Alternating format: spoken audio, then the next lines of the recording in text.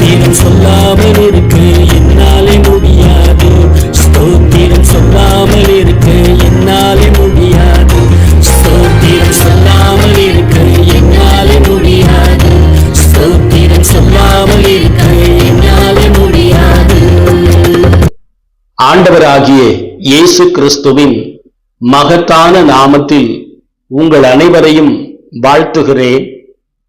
எபேசியருக்கு எழுதின நிருபத்தை மையமாக வைத்து ஒரு புதிய பாடலை எழுதுவதற்கு, அதை வெளியிடுவதற்கு கர்த்தர் கிருபை பாராட்டியிருக்கிறார்.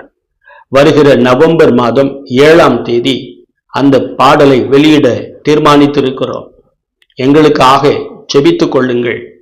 மதுரையை மையமாக வைத்து இயேசு ஆசீர்வதிக்கிறார் என்கிற பெயரிலே சுவிசேஷ ஊழியங்களை நிறைவேற்றிக் கொண்டிருக்கிறோம்.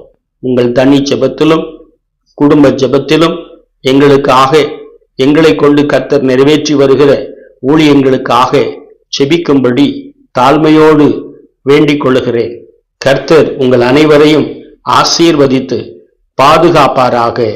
ஆமேன், ஆமேன், ஆமேன்.